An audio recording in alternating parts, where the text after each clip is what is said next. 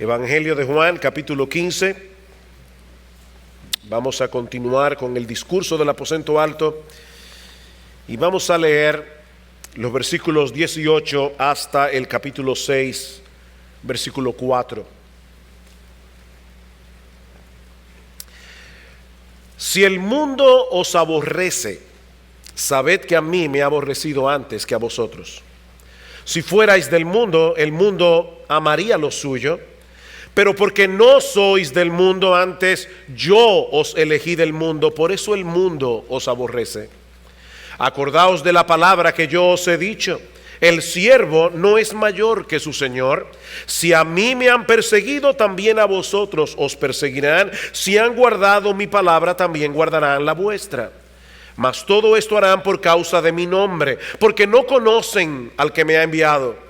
Si yo no hubiera venido ni les hubiera hablado, no tendrían pecado, pero ahora no tienen excusa por su pecado. El que me aborrece a mí, también a mi Padre aborrece. Si yo no hubiese hecho entre ellos obra que ningún otro ha hecho, no tendrían pecado, pero ahora han visto y han aborrecido a mí y a mi Padre. Pero esto es para que se cumpla la palabra que está escrita en su ley: sin causa me aborrecieron. Pero cuando venga el Consolador, a quien yo os enviaré del Padre, el Espíritu de verdad, el cual procede del Padre, Él dará testimonio acerca de mí. Y vosotros daréis testimonio también, porque habéis estado conmigo desde el principio. Estas cosas os he hablado para que no tengáis tropiezo. Os expulsarán de las sinagogas, y aún viene la hora cuando cualquiera que os mate pensará que rinde servicio a Dios, y harán esto porque no conocen al Padre ni a mí. Mas he dicho estas cosas para que cuando llegue la hora os acordéis de que ya os lo había dicho. La Reina Valera tiene un título en medio del versículo. Olvídense de ese título y sigamos leyendo. Esto no os lo dije al principio, porque yo estaba con vosotros. Si hay algo, hermanos, que distingue a nuestro Señor Jesucristo de muchos predicadores en el día de hoy, es que el Señor siempre fue claro al presentar lo que podríamos llamar los aspectos incómodos, los aspectos difíciles del cristianismo. Por ejemplo, al final del capítulo 9 del Evangelio de Lucas se narra la historia de 3 individuos que expresaron abiertamente su deseo de seguir a Jesús. Yo estoy seguro que si eso ocurriera hoy en muchas iglesias, los bautizarían de inmediato. Pero el Señor prefiere ponerle algunas trabas. Y dice Lucas que cuando uno de ellos le dijo: Señor, te seguiré a donde quiera que vayas. ¿Qué más podemos esperar? ¡Qué buen testimonio! Jesús le dijo: las zorras tienen guaridas y las aves de los cielos nidos, mas el Hijo del Hombre no tiene donde recostar su cabeza. En otras palabras, ¿tú estás seguro de que tú me quieres seguir a mí? Dijo a otro: sígueme. Él dijo: Señor, déjame que primero vaya y entierre a mi padre. Jesús le dijo: no deja que los muertos entierren a sus muertos, y tú ve y anuncia el reino de Dios. En otras palabras, déjame ponerte algo bien claro: si tú decides seguirme a mí, tienes que ponerme a mí por encima de toda atadura familiar. ¿Tú estás seguro que tú quieres seguirme? Entonces también dijo otro: te seguiré, Señor, pero déjame que me despida primero de los que están en mi casa. Y Jesús le dijo: ninguno que poniendo su mano en el arado mira hacia atrás es apto para el reino de Dios. Definitivamente no parece que Jesús estuviera muy ansioso por conseguir seguidores, porque este no es el tipo de mensaje que atrae a la mayoría. Y es lo mismo que encontramos en el capítulo 15 del Evangelio de Juan, que vamos a estudiar en la mañana de hoy. Hasta aquí, en el discurso del aposento alto, hemos estado considerando algunos de los grandes privilegios que disfrutan los cristianos. Hermanos, es glorioso ser cristiano. Nosotros tenemos una morada segura en la casa del Padre. Nosotros disfrutamos de una extraordinaria relación de intimidad con el Trino Dios. Estamos unidos a Cristo por la fe, como las ramas están unidas a la vid. Por causa de nuestra unión orgánica con Cristo, los cristianos producen frutos. Los cristianos estamos unidos unos a otros en una relación de amor y de comunión cercana. Y por si todo eso fuera poco, el Señor enfatiza el hecho de que los cristianos tenemos la certeza de que nuestras oraciones elevadas al Padre en su nombre serán respondidas. No existe un ser más privilegiado en el mundo que un cristiano. Pero,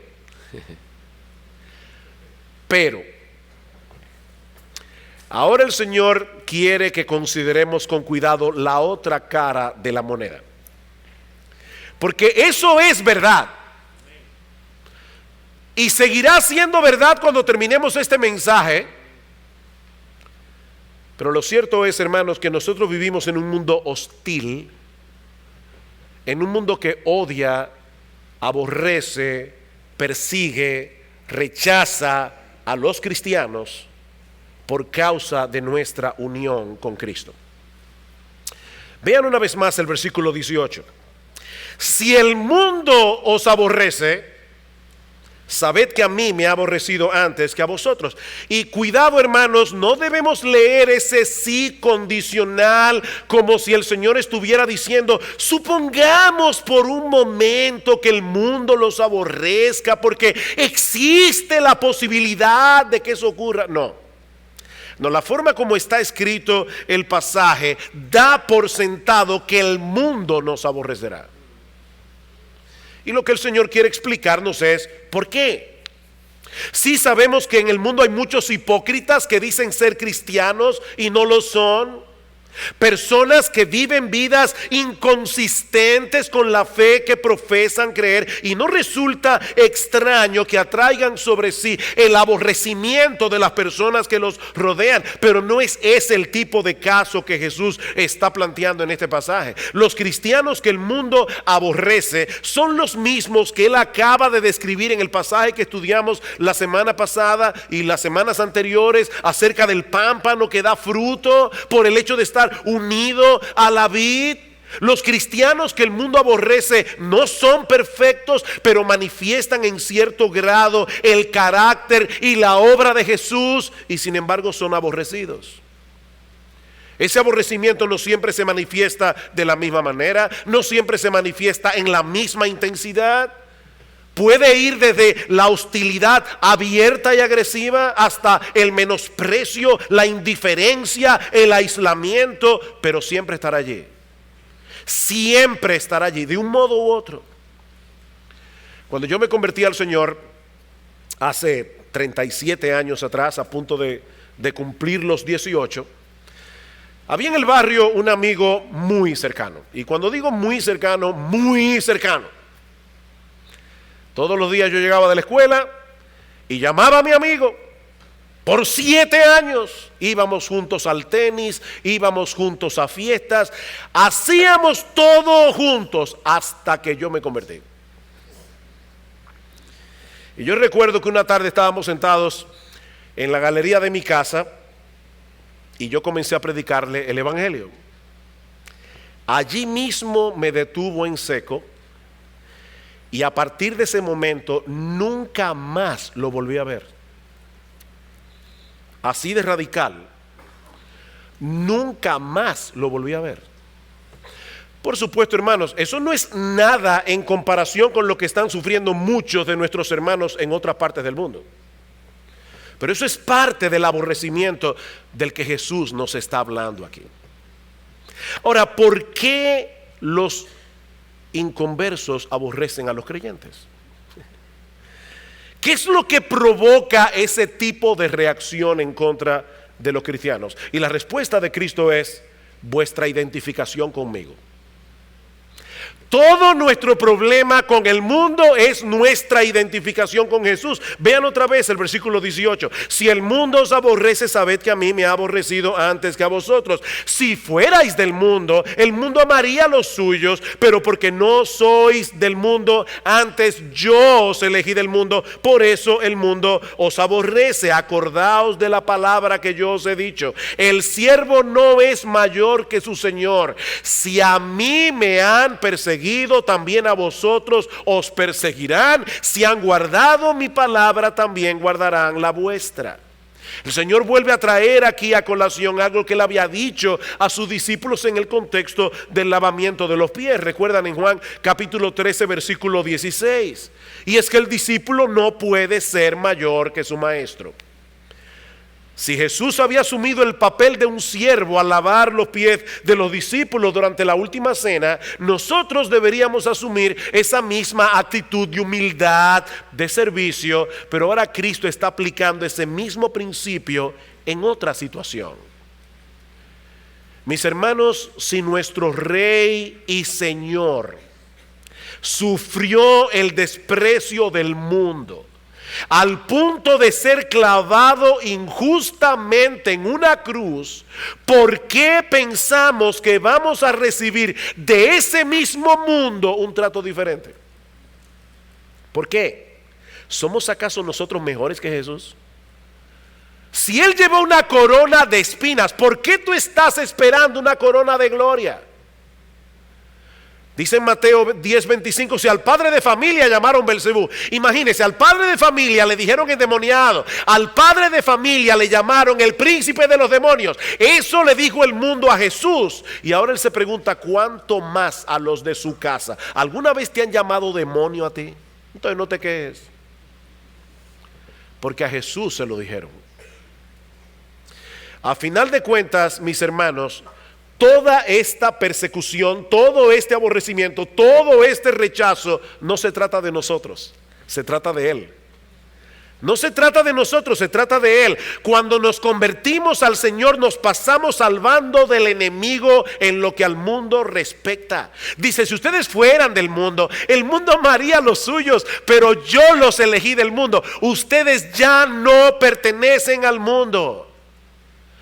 Y es importante aclarar, mis hermanos, que el mundo no tiene una sola forma de pensar. Alguien decía, hay una sola verdad y hay muchas clases de error. El mundo tiene muchas formas de pensar, pero hay algo que unifica el pensamiento del mundo y es su rechazo a lo que el verdadero Jesús representa. En eso están unidos. Piensen por un momento en el nazismo y en el comunismo. Nazismo alemán, el comunismo. Estos dos sistemas representan dos extremos en el espectro de la ideología política. Dos extremos. Los nazis no querían saber de los comunistas no querían saber de los nazis, pero los cristianos eran aborrecidos y perseguidos en los dos sistemas. Porque ambos tienen en común su aborrecimiento al Señor Jesucristo. Y lo mismo podemos decir de cualquier otro sistema del pensamiento humano creado por el hombre. Al hombre le rechina la idea de que Jesucristo sea Señor. Al hombre le revienta la idea de que Jesucristo debe ser obedecido. En ese sentido, los cristianos, mis hermanos, debemos ver la persecución y la hostilidad de parte del mundo como una especie de pasaporte que nos identifica con una ciudadanía de la que deberíamos estar sumamente orgullosos. Somos ciudadanos de otra nación. ¿No nos deberíamos disfrutar en absoluto ser aborrecidos y ser rechazados por el mundo? ¿No somos masoquistas? ¿Nosotros no disfrutamos sufrir? Pero debiera ser motivo de gozo el hecho de que seamos identificados con Cristo de tal manera que el mundo desvíe hacia nosotros el odio que le tiene a Él. Eso debe ser motivo de gozo. Eso fue lo que experimentaron los apóstoles en Hechos capítulo 5. ¿Recuerdan cuando fueron azotados por el Sanedrín? Dice en el versículo 41 que ellos salieron de la presencia del concilio gozosos de haber sido tenidos por dignos de padecer afrenta por causa del nombre. ¡Wow! ¡Qué privilegio! Para los apóstoles esos azotes fueron una medalla de honor. ¡Wow! Ya nos están viendo como a Cristo, porque nos odian como lo odiaban a Él. ¡Qué gozo! ¡Qué alegría! Bienaventurados sois, dice el Señor, cuando por mi causa os vituperen y os persigan y digan toda clase de mal contra vosotros mintiendo, siempre que sea mintiendo. Gozaos y alegraos, dice el Señor, porque vuestro galardón es grande en los cielos, porque así persiguieron a los profetas que fueron antes que vosotros. En otras palabras, wow, qué privilegio tienen ustedes. Están en compañía de los profetas. Por supuesto, esta es una moneda de doble cara. Noten una vez más el versículo 20, dice el Señor: si a mí me aborrecieron, también a ustedes lo van a aborrecer, pero si han guardado mi palabra, también guardarán la vuestra. No todas las personas del mundo reaccionan con ira y con odio cuando se les predica el evangelio. ¿Y saben dónde está la prueba de eso? Aquí. ¿O ustedes no pertenecían al mundo? ¿De dónde vinieron ustedes a la fe cristiana? Ustedes eran santos desde que, como dice la gente, yo soy cristiano desde chiquito. No, aquí nadie era cristiano desde chiquito. Mis hermanos, nosotros también vinimos del mundo. Nosotros también pertenecíamos a ese sistema que aborrece al Señor.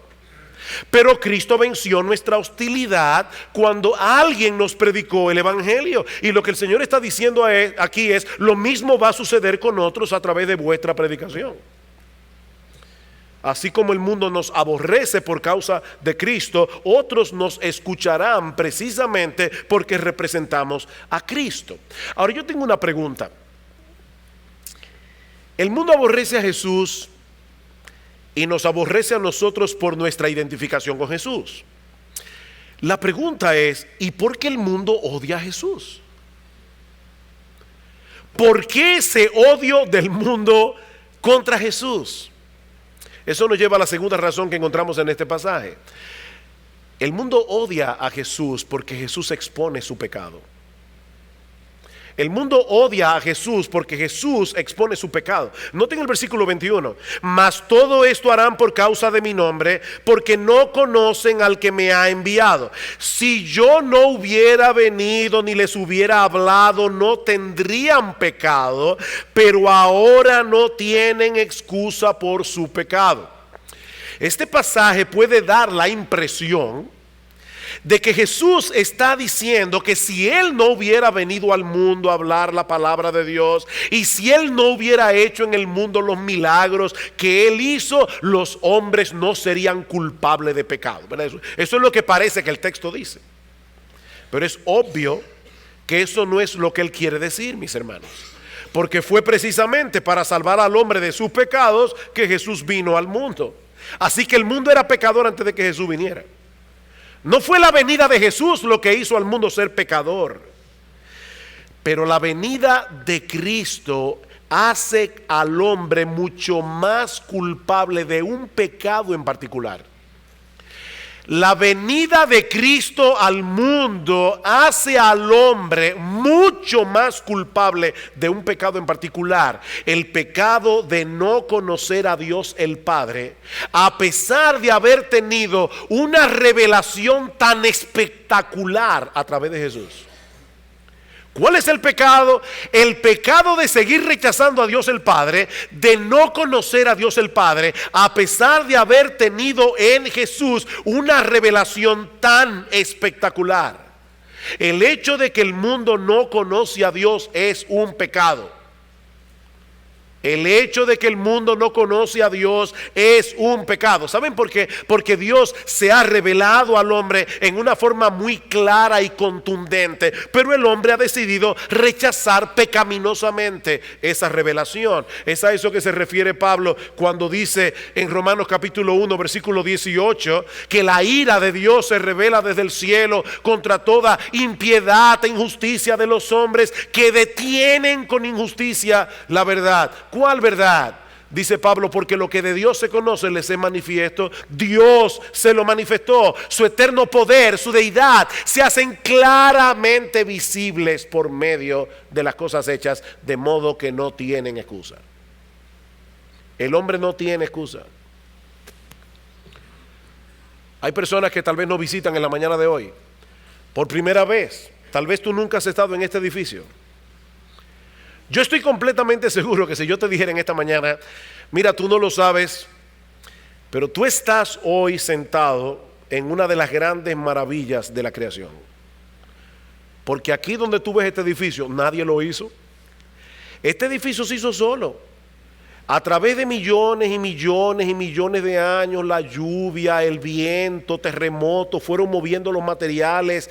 Increíblemente apareció este edificio así, con micrófono y todo. Si una persona me creyera, o está mal de la cabeza o es muy bruta. Este universo es mucho más complejo que este edificio. Pero el hombre en su necedad dice que se hizo solo. Muchas veces las personas se escudan en su ignorancia para evadir su responsabilidad. ¿Han oído eso? Sobre todo llega el inspector de impuestos sobre la renta y dice, ay, pero yo no sabía que eso pagaba impuestos. El problema es que hay ocasiones en que alegar ignorancia nos hace más culpables. Por ejemplo, no es un pecado, gracias al Señor, no es un pecado que muchos de nosotros no podemos explicar la teoría de la relatividad de Einstein. Digo, si no sé, no voy a pedirle que levanten la mano, yo no sé cuántos aquí pudieran explicar esa teoría. Pero si tú no puedes, no te preocupes, eso no es un pecado. Ahora, imagínense que un individuo va manejando en una autopista cuyo límite de velocidad es 100 kilómetros por hora. Y él decide no mirar a propósito los letreros para poder manejar a 140 con una limpia conciencia. Por supuesto, lo detiene el policía de tránsito.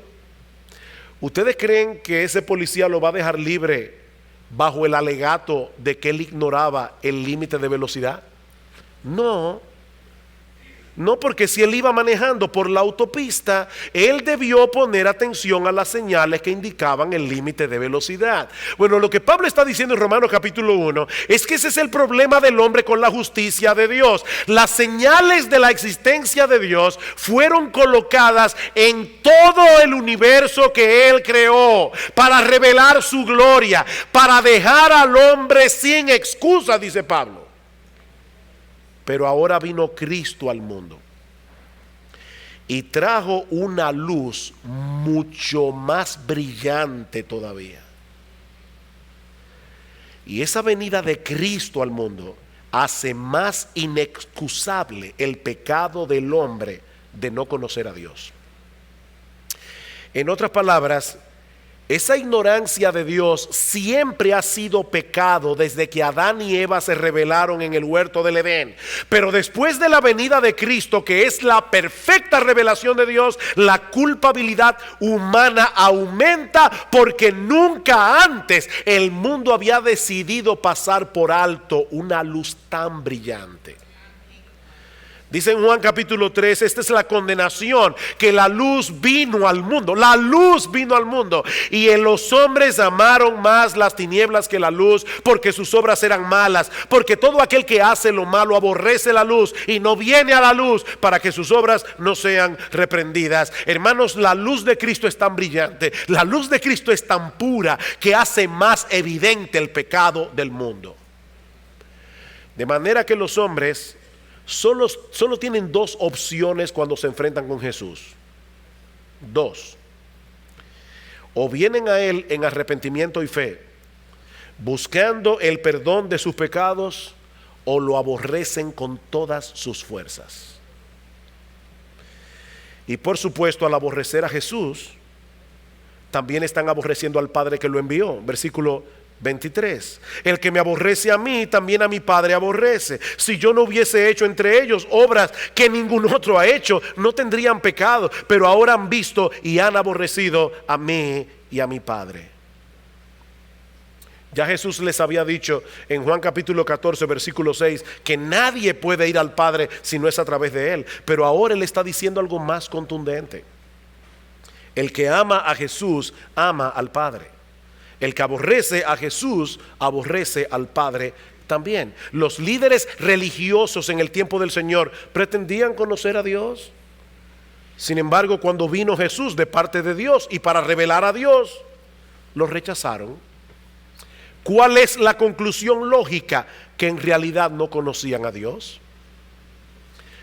¿Y saben qué, mis hermanos y amigos que están aquí en esta mañana? Eso mismo ocurre en el día de hoy. ¿Ustedes saben cuántas personas dicen tener una relación con Dios? Y algunos son increíblemente religiosos, pero cuando se les dice que son pecadores, que necesitan un Salvador que los libre de la ira de Dios, se molestan porque ellos no se ven a sí mismos tan malos como para merecer el castigo de la justicia divina. Y lo que Jesús nos está diciendo aquí es que cuando el hombre reacciona de esa manera a la persona de Jesús como Salvador, evidentemente es porque no conocen a Dios. Mi amigo, escúchame bien. No importa lo que tú digas con tu boca. Si rechazas a Jesús, y déjenme hacer un paréntesis aquí. Si rechazas a Jesús, no como el amigo que puede resolver todos tus problemas terrenales, no como aquel que da paz. Hay personas que dicen: a mí Jesús me da tanta paz. No, yo no estoy hablando de ese Jesús. Yo no estoy hablando de esa mezcla de genio de la lámpara de Aladino con psiquiatra todopoderoso. Yo estoy hablando del Jesús que vino a salvar al hombre de su pecado, del Jesús que vino a salvar al hombre de las llamas del infierno. Si tú no crees en ese Jesús, estás evidenciando que perteneces al grupo de los que no conocen a Dios y estás abrazando deliberadamente la maldad y las tinieblas. Así de simple.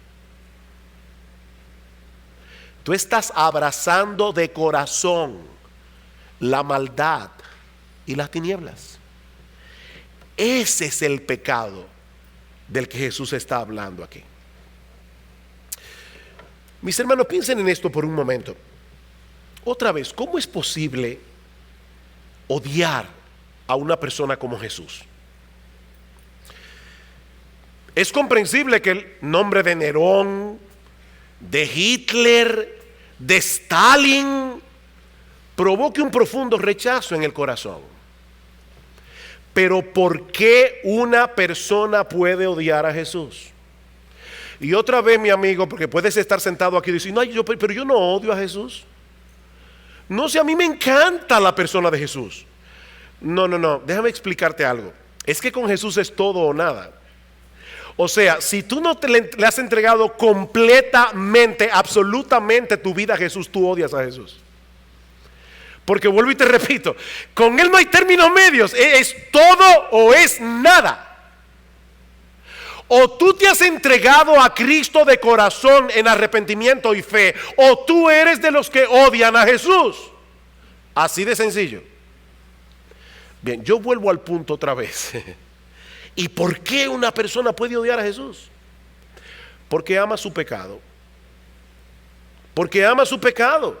Y la persona de Jesús lo pone en evidencia. No hay otra razón. Versículo 25. Dice el Señor: pero esto es para que se cumpla la palabra que está escrita en su ley. Sin causa me aborrecieron. No hay ninguna razón, no hay un problema en Jesús. No hay nada malo en Él que pudiera provocar el odio y el rechazo que Él experimentó durante su ministerio terrenal, excepto su santidad y su pureza que hacen más evidente nuestra maldad y nuestro pecado. Mira, mi amigo, no te engañes, si tú y yo hubiéramos estado al pie de la cruz el día de la crucifixión, hubiéramos gritado con la multitud: crucifícale. ¿Sabes por qué? Porque Jesús atenta contra las dos cosas que el hombre más aprecia: su autonomía y la imagen elevada que él tiene de sí mismo. Jesús atenta contra las dos cosas que el hombre más aprecia: su autonomía y su elevada autoimagen. Jesús te dice: tú no vales nada. Jesús te dice: eres un pecador. Jesús te dice: si Dios te da lo que tú mereces, te da el infierno. Tú no eres la gran persona que tú crees que eres. Y eso molesta profundamente. ¿Y saben qué, mis amados hermanos? En la misma medida en que nosotros pongamos en evidencia el pecado del mundo a través de nuestro estilo de vida, cuando nos negamos a hacer lo que todo el mundo hace, a través de nuestra predicación, vamos a provocar el mismo rechazo. ¿Qué debemos hacer entonces? ¿Ocultar la realidad de nuestro cristianismo y dejar de predicar el evangelio? Eso es lo que muchos hacen. Son cristianos de la secreta. Nadie lo sabe. No, de ninguna manera. Y eso nos lleva a nuestro segundo encabezado. Ya hemos visto que el mundo aborrece a los cristianos por su identificación con Cristo. Pero el Señor nos dice ahora en los versículos 26 y 27 que los cristianos, a pesar de ese aborrecimiento del mundo, deben unirse al Espíritu Santo, dando testimonio del evangelio a ese mismo mundo que los aborrece. Versículo 26. Pero cuando venga el Consolador, a quien yo os enviaré del Padre, el Espíritu de verdad, el cual procede del Padre, Él dará testimonio acerca de mí, y vosotros daréis testimonio también, porque habéis estado conmigo desde el principio. Nosotros hemos visto a través del estudio de todo este discurso que una de las grandes preocupaciones de los apóstoles esa noche era el hecho de que Jesús les había dicho que Él se iba. Y es en ese contexto que el Señor le promete la venida del Espíritu Santo. Dice en el capítulo 14, versículo 16: yo rogaré al Padre, os dará otro Consolador para que esté con vosotros para siempre, el Espíritu de verdad. Pero ahora el Señor les hace ver que el Espíritu Santo no solo iba a venir al mundo a ayudar a los cristianos. El Espíritu Santo vendría también a dar testimonio de Jesús en el mundo. La semana que viene nosotros vamos a hablar de esto un poco más ampliamente cuando consideremos los versículos 7 al 11 de Juan 16. Por ahora es suficiente decir, hermanos, que no estamos solos en la tarea de llevar el evangelio al mundo. De hecho, si ustedes notan con cuidado otra vez los versículos 26 y 27 que acabamos de leer, ¿quién es el que hace la obra de dar testimonio de Cristo en el mundo? ¿El Espíritu Santo o los cristianos? ¿Quién es el que da testimonio? ¿Es el Espíritu Santo o son los cristianos? La respuesta es sí. Ustedes han visto a esa persona que dice: ¿tú vas para el norte o vas para el sur? Sí. Bueno, ¿es el Espíritu o son los cristianos? Sí. Los dos. Los dos. Porque el Espíritu Santo es el que da testimonio de Cristo en el mundo a través de los cristianos. A través de los cristianos.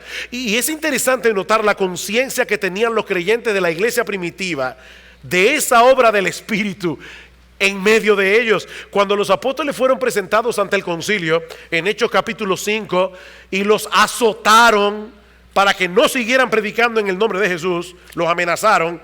Noten lo que dice Pedro en el versículo 29 de Hechos 5. Respondiendo Pedro y los apóstoles dijeron: es necesario obedecer a Dios antes que a los hombres. El Dios de nuestros padres levantó a Jesús, a quien vosotros matasteis colgándole en un madero. A este Dios ha exaltado con su diestra por príncipe y salvador, para dar a Israel arrepentimiento y perdón de pecados.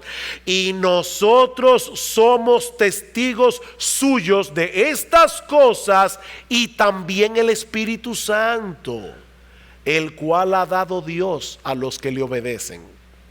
Nosotros somos testigos de estas cosas, pero también el Espíritu Santo. De hecho, cuando Esteban estaba cuando iba a ser apedreado, dice en Hechos capítulo 6 versículo 10 que ellos no podían resistir a la sabiduría y al espíritu con que hablaba. Y el espíritu ahí es con E mayúscula. Ellos no podían resistir al Espíritu Santo. Hermanos, ¿saben por qué el mundo no ha podido detener el avance del evangelio? Por más oposición que haya levantado y que seguirá levantando a través de la historia, porque no es una obra humana. No es una obra humana, mis hermanos. Eso es un misterio, pero es un tremendo aliento saber que cuando nosotros llevamos el evangelio, el Espíritu Santo está ahí, haciendo una obra, infundiéndonos amor por los perdidos, valor para predicar el evangelio, dándonos mansedumbre en medio de la provocación, trayendo a nuestras mentes las verdades de la palabra de Dios y un montón de cosas más. Y mientras Él está haciendo todo eso en nosotros, al mismo tiempo el Espíritu está obrando en las mentes y corazones de los que escuchan, dándoles convicción de pecado, abriéndoles los ojos, sembrando la palabra, ablandando sus corazones, dándoles nueva vida. Nosotros no sabemos que todo eso está sucediendo, pero Él está ahí, hermanos. Él está ahí haciendo una obra. Pero una vez más, el Señor no quiere darnos una impresión equivocada. Ese testimonio que los creyentes darán ante el mundo provocará en ocasiones una reacción extremadamente violenta y hostil. Capítulo 16 de Juan 15. Estas cosas os he hablado para que no tengáis tropiezo. Os expulsarán de las sinagogas, y aún viene la hora cuando cualquiera que os mate pensará que rinde servicio a Dios, y harán esto porque no conocen al Padre ni a mí. Mas he dicho estas cosas para que cuando llegue la hora os acordáis de que ya os lo había dicho. Esto no os lo dije al principio porque yo estaba con vosotros. Hay tres cosas aquí a la que deseo llamar vuestra atención. La primera es que el aborrecimiento del mundo hacia los creyentes, hermanos, puede llegar a niveles de mucha crueldad. El aborrecimiento del mundo hacia los creyentes puede llegar a niveles de mucha crueldad. Os expulsarán de las sinagogas, y aún viene la hora cuando cualquiera que os mate pensará que le rinde un servicio a Dios. Para nosotros que vivimos en Occidente puede darnos la impresión de que ese tipo de reacción contra los cristianos es cosa del pasado. Pero mis hermanos, eso no es así. Muchos expertos en misiones tienen la convicción de que durante el siglo XX y lo que vamos del siglo XXI ha habido más martirios de cristianos que en todos los siglos juntos que nos han precedido. Aún en la época del Imperio Romano, las persecuciones contra los cristianos eran focalizadas la mayoría de las veces. Eran lugares muy específicos. Y de hecho, a veces nosotros leemos acerca de las persecuciones del Imperio Romano y pensamos que todos los cristianos eran perseguidos. No, la mayoría de las veces eran los líderes a los que perseguían. Eran muy focalizadas. Pero hermanos, hay lugares en el día de hoy en que por años los creyentes han estado pagando un precio sumamente alto por causa de su fe. Las últimas estadísticas que estuve leyendo la semana pasada nos dicen que en los países musulmanes radicales asesinan a un cristiano cada 5 minutos. En la purga de Mao murieron 12 millones de personas. Y muchos de ellos murieron por ser cristianos. Quiere el Señor que nosotros nunca tengamos que experimentar una persecución como esa. Pero hermanos, no olvidemos que el mundo en que nosotros vivimos aquí en Occidente no es menos malo ni menos peligroso que el mundo en el que ellos viven. Es el mismo mundo. De hecho, yo me pregunto si nosotros que vivimos en Occidente no estaremos en una situación mucho más peligrosa que la de ellos, espiritualmente hablando. ¿Por qué? Porque para esos cristianos es evidente que el mundo no es su amigo. Para esos cristianos es evidente que están en un lugar peligroso. Ellos saben que el mundo no es su lugar de residencia permanente. Pero hermanos, nosotros que vivimos en una situación tan relativamente cómoda, fácilmente podemos ser confundidos, pensando que el mundo sí puede llegar a ser nuestro hogar después de todo. Debemos orar fervientemente por nuestros hermanos perseguidos. Debemos orar para que el Señor los consuele. Debemos orar para que el Señor los fortalezca en medio de sus tribulaciones. Aún debemos pedir, Señor, que cesen las persecuciones en algunos lugares. Pero hermanos, debemos orar por nosotros mismos, para que el Señor nos ayude a mantener una conciencia de peregrinos en medio de la situación en que vivimos, porque sea a través de la violencia física o sea a través de la mundanalidad, lo que el mundo persigue es que seamos infieles al Señor y que seamos ineficaces en la expansión de su reino. A uno los amenaza con un garrote y a otro los seduce con la diversión, con las riquezas, con la fama. Pero es el mismo mundo, hermanos, y es el mismo diablo.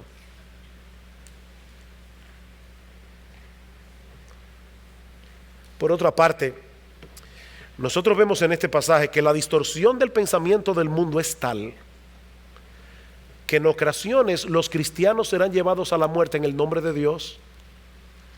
En el nombre de Dios, por personas que no conocen a Dios. Dice, os expulsarán de las sinagogas y aún viene la hora cuando cualquiera que os mate pensará que le rinde un servicio a Dios. Cuando el arzobispo Cranmer fue quemado en la hoguera, se celebró un culto de adoración a Dios, dando acción de gracias por haber eliminado un hereje. Pensará que rinden servicio a Dios. Pero harán esto, dice Cristo, porque no conocen al Padre ni a mí.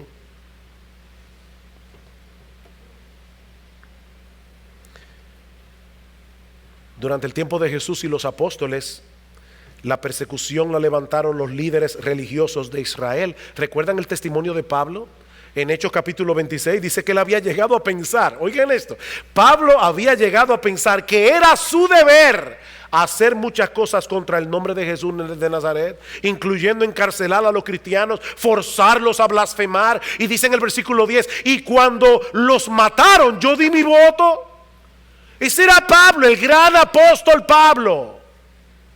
Yo creía que era mi deber atacar a los cristianos en el nombre de Dios. Los mataba para la gloria de Dios. Ocurrió durante la Edad Media con la famosa Santa Inquisición de la Iglesia Católica Romana.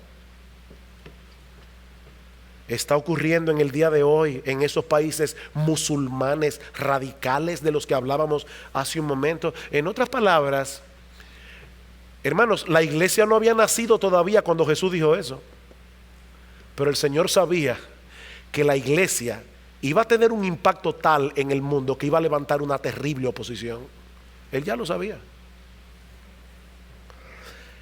Por otra parte, también debemos notar en este texto que el Señor no nos dice estas cosas para asustarnos. No. El Señor no nos dice estas cosas para asustarnos. Él nos dice estas cosas para que mantengamos nuestra firmeza, aún en el contexto de la peor hostilidad. Dice en el versículo 1, estas cosas os he hablado para que no tengáis tropiezo. Y en el versículo 4, mas os he dicho estas cosas para que cuando llegue la hora os acordéis de que ya os lo había dicho. Esto no os lo dije al principio porque yo estaba con vosotros. ¿Qué es lo que el Señor está diciendo ahí? Que mientras Jesús estaba en la tierra, durante su ministerio terrenal, todo el odio del mundo se volcó hacia Jesús, no hacia los apóstoles. Pero ahora Jesús les dice, ya yo me voy. Ahora todo ese odio que el mundo me tenía a mí, lo van a volcar contra ustedes. Yo no les dije esto al principio, dice Jesús, porque no era necesario. Además, yo estaba aquí para consolarlos. Pero sepan ahora que todo el aborrecimiento del mundo se va a volcar contra ustedes por seguirme a mí. Él sabía que los discípulos iban a ser el blanco de ataque directo del mundo, y el Señor se los advierte para que no los tome desprevenido y eso fuera un tropiezo para su fe. En la parábola del sembrador, el Señor dice que algunos oyentes de la palabra son como un terreno superficial en el que cae la semilla. Al momento la reciben con gozo. Hay personas que vienen a la iglesia y dicen, ay, qué lindo el evangelio. Eso es lo que yo estaba buscando toda mi vida. Yo quiero ser cristiano. Pero no tienen raíz en sí, sino que son de corta duración, porque cuando viene la tribulación o la persecución por causa de la palabra, luego tropiezan. Muchos llegan con entusiasmo al evangelio, pero no han calculado el costo de seguir a Cristo, y la mayoría termina apostatando de la fe. Mi amigo, déjame decirte algo, la salvación es un regalo de gracia. ¿Sabes lo que eso significa? Que a ti no te va a costar nada. Cristo pagó el precio. Como hemos dicho muchas veces, la salvación es por obras, pero es por la obra de Él, no por la tuya. Él ya hizo todo lo que era necesario para que nosotros podamos ser salvos. La salvación es gratis. Pero el que quiera seguir a Cristo tiene que entender que ese camino pasa primero por la cruz antes de llegar a la gloria. La salvación es gratis, pero el camino que lleva al cielo pasa primero por la cruz. Y a pesar de eso, sigue siendo el mejor camino por donde podemos transitar. A pesar de eso, miren, hermanos, si nosotros leemos esta porción del evangelio aislándola de su contexto, podemos llegar a la conclusión equivocada de que se trata de un pasaje muy deprimente. Pero no podemos olvidar que ese aborrecimiento del mundo es el resultado de tener una relación de intimidad con nuestro bendito Señor y Salvador Jesucristo. Y ¿saben qué? A final de cuentas, eso lo vale todo. Todo. Escuchen cómo concluye este discurso del aposento alto. Juan 16:33. Estas cosas os he hablado para que en mí tengáis paz. En el mundo tendréis aflicción, pero confiad, yo he vencido al mundo. Yo he vencido al mundo. Esa es la otra cara de la moneda. Nosotros vamos detrás de un Salvador que murió, que fue crucificado en una cruz, pero vamos detrás de un Salvador que resucitó de los muertos al tercer día, ascendió a los cielos, está sentado a la diestra de Dios, esperando hasta que todos sus enemigos sean puestos por estrado de sus pies. Mis hermanos, en esta guerra nosotros estamos del lado del vencedor, y no importa lo que tengamos que sufrir en este mundo caído, vale la pena servir a Cristo, vale la pena seguir proclamando el mensaje del evangelio, vale la pena seguir llamando a los hombres al arrepentimiento y a la fe, no importa el precio que tengamos que pagar por eso. Vale la pena. Cuando estemos en la presencia del Señor y veamos las cosas desde la perspectiva de la eternidad, nos vamos a dar cuenta que mucho de lo que la gente llamaba una vida exitosa fue una pérdida de tiempo. Hay mucha gente perdiendo el tiempo. Hay muchos cristianos perdiendo el tiempo. A finales del siglo XIX hubo un hombre muy rico que impactó mucho mi vida cuando leí su testimonio hace años atrás. Se llamaba C.T. Studd, con un futuro brillante en el mundo de los deportes, pero conoció al Señor a través de la predicación de Moody, le dio la espalda a sus riquezas totalmente, le dio la espalda a la fama y decidió servir al Señor como misionero durante décadas, primero en China, luego en África, en medio de situaciones sumamente adversas. Studd escribió en uno de sus escritos: algunos quieren oír el sonido tierno de la campana en la iglesia o en la capilla. Ay, me encanta, y ahora con aire mejor. Yo, dice él, quiero abrir salidas de emergencia a un palmo o dos del espantoso infierno. Él pudo haberse quedado en Inglaterra y disfrutar de su dinero, pero dice: no, yo prefiero pasarme la vida abriendo salidas de emergencia a un palmo o dos del espantoso infierno. Y yo me imagino que cuando Studd tomó esa decisión de servir a Cristo en el campo misionero, dejando atrás una vida cómoda, segura, a muchos tiene que haberle parecido una locura. Pero también me pregunto, ¿cuántos habrán encontrado esa salida de emergencia? Porque hubo un hombre que tomó la decisión correcta sin importarle el costo. Queridos hermanos, ¿saben cuál es la gran lección de este pasaje? Que Jesucristo es glorioso. La gran lección de este pasaje es que Jesucristo es tan glorioso, que vale la pena vivir por Él y aún hasta morir por Él. Cuando en Juan capítulo 6 muchos de los discípulos volvieron atrás, Cristo le dice a los apóstoles: ¿ustedes se quieren ir también? Esa respuesta de Pedro: Señor, ¿a quién iremos? Señor, ¿a quién iremos? Nosotros hemos creído que tú eres el Cristo. Nosotros hemos creído que tú eres el Hijo del Dios viviente. Lo que nosotros hemos creído de ti, Señor, nos dice: vale más la pena quedarnos aquí contigo, aunque tengamos que morir como mártires por esa causa. Señor, ¿a quién iremos? Y si tú estás aquí sin Cristo en esta mañana, yo sé que este no parece ser el mensaje más apropiado para yo llamarte a que vengas a Cristo en arrepentimiento y fe y le entregues toda tu vida. Porque ya yo te estoy diciendo de antemano, óyeme bien, vas a sufrir. Te estoy diciendo de antemano, vas a tener que pagar el precio de seguir a Jesucristo. Pero yo voy a confiar en la obra del Espíritu Santo, esperando que Él abra tus ojos para que te haga ver en esta mañana que de nada le sirve a un hombre ganar el mundo entero y perder su alma.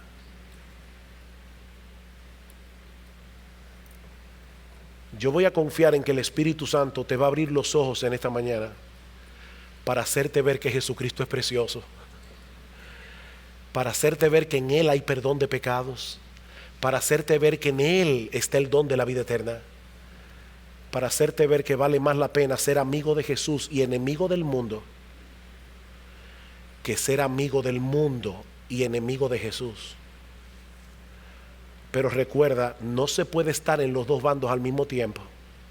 Escoge hoy a quién vas a servir, porque ser amigo del mundo significa ser enemigo del Todopoderoso, que algún día te va a juzgar en su tribunal. Escoge hoy a quién servís.